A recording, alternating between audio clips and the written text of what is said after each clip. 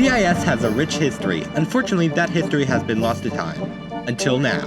This is the CIS story. CIS has been around since the very beginning of Dr. Phillips High School.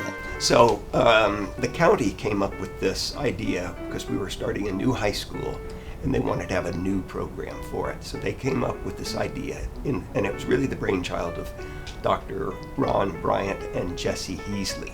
And they were county level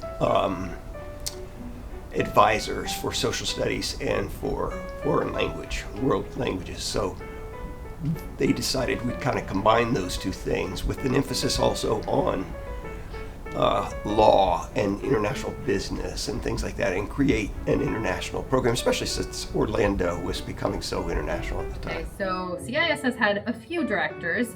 When I became a student in CIS, Miss Karen Smith was the director at the time. And she was the director for the entire time. Mr. Barrows was a CIS teacher who taught Asian humanities back then and English, and he ended up becoming the new director. Mr. Barrows really brought the elite part of CIS in, made it a program that the world recognized and colleges recognized. Miss Wilson continued that trend as well. Miss Wilson taught the U.S. history classes. And so every year I would always do the freshman event and she would do the junior CIS event. She was the junior class CIS sponsor. So we worked together in that way, but we also did field trips together and we traveled a little bit together. In 2020, Miss Wilson announced that she was moving to Lake Buena Vista High School, and then Principal Dr. Knight was looking for a successor. Dr. Knight had asked me, I think it was 4 times, because I kept saying no.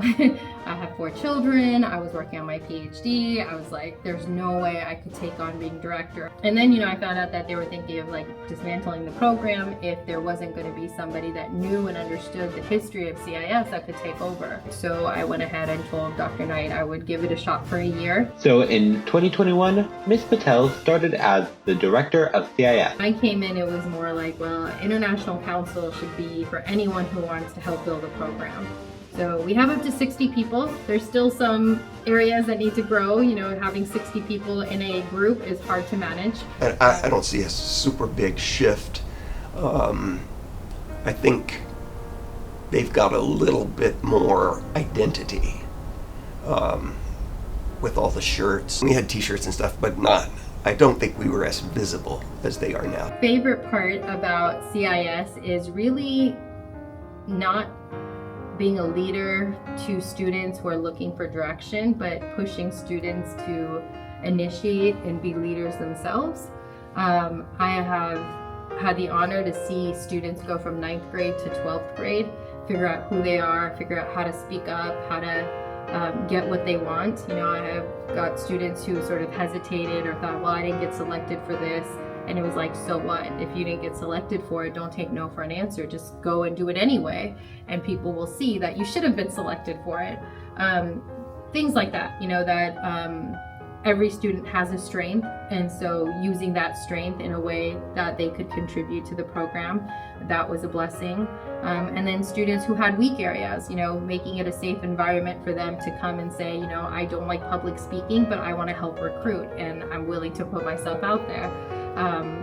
That was really special to me too. And I think something that I am proud of is that I think I did bring some heart back into CIS, that it's not just a rigorous academic program, but it's also a place for everyone to belong and celebrate who they are, including our teachers. I think Mr. Hunt is one of those teachers that I love sharing his story too, because he taught, students with a really tough background, and he too was always a little awkward growing up, and I think he found a place in CIS where students understood his humor most of the time, and that he also had this family here that was accepting.